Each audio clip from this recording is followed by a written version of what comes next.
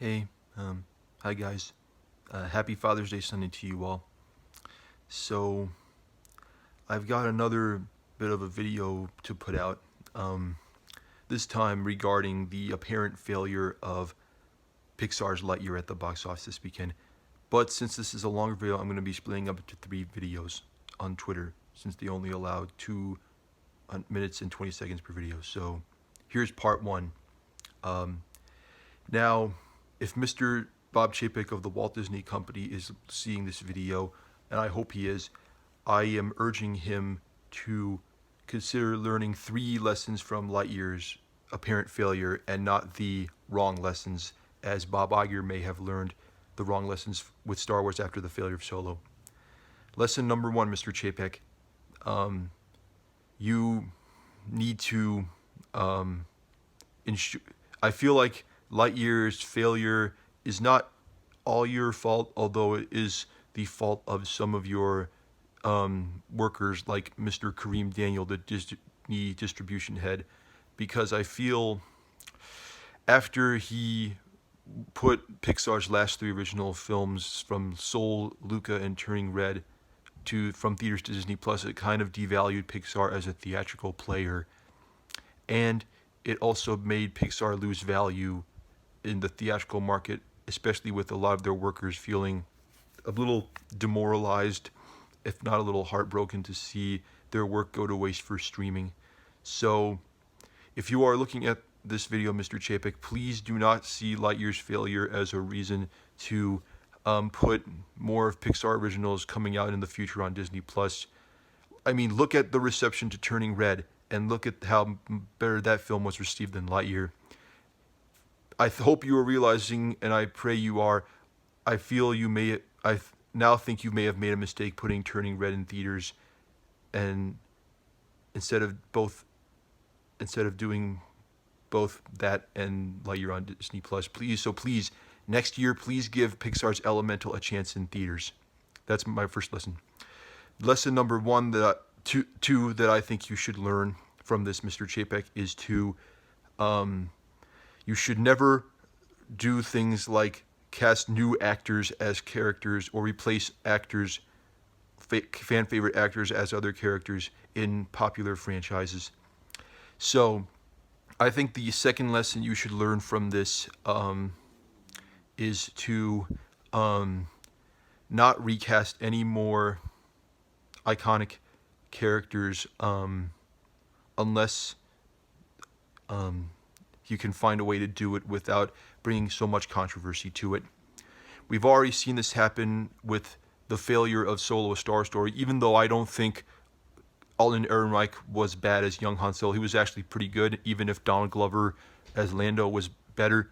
I think the problem with that was more so the marketing of Solo, which I also think hurt Lightyear as well. The marketing for Lightyear may have undersold it and may have made it look inferior as well. So my hope is that you also be careful when recasting these characters, or considering recasting these characters, or casting new actors in them, especially now that Johnny Depp has won his lawsuit and people are expecting him to come back to Disney in the Pirates of the Caribbean franchise. So my hope is that you hold off until everything in the aftermath of Johnny Depp's lawsuit with Amber Heard and his ultimate victory dies down, and maybe consider negotiating a bigger deal with him to come back as Jack Sparrow for like one final Pirates of the Caribbean movie from Disney, where he will take on Davy Jones one last time, but hold off on putting that movie into development. And though I would consider releasing that film in 2028 to celebrate the 25th anniversary of Pirates of the Caribbean, which will also be the 40th anniversary of Who Framed Roger Rabbit, and which I also hope to see the sequel to Roger Rabbit on Disney Plus that year, due to the success of Chip and Dale. But that's a topic for another day. And the final lesson for Lightyear's failure, Mr. Chapek, that I'm hoping you take into account and choose to not take the wrong way, is maybe that Lightyear was a victim of the culture wars and being thrown into that. What do I mean exactly?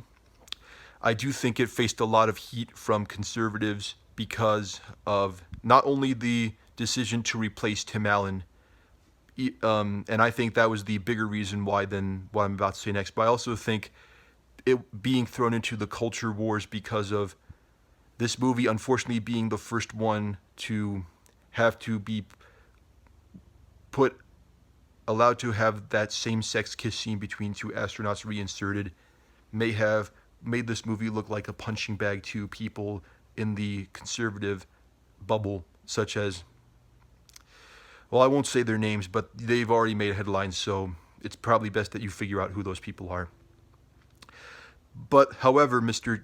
Chapek, my hope is that you don't see that as the main reason why Lightyear failed and continue to do everything in your power to ensure that the LGBTQ community inside and outside of Disney does see themselves represented on screen going forward. Especially with Thor Love and Thunder coming out in a few weeks and Walt Disney Animation Studios' next film coming out, I hope, in theaters this Thanksgiving, Strange World, especially since it's now been revealed at the Annecy International Film Festival in France that there will be an openly gay romance in the film between the son of the Claude family. So I hope that you don't go back on your word to let more LGBTQ representation in these films and series continue, Mr. Chapek, because I do not want you to face the same amounts of controversy that you did back in March after being forced to denounce the Don't Say Gay bill. So in conclusion, Mr. Chapek, there are 3 lessons to learn from this. 1, don't devalue Pixar anymore and give Elemental a chance in theaters next year. 2, be careful when recasting characters. And 3, keep films out of culture wars.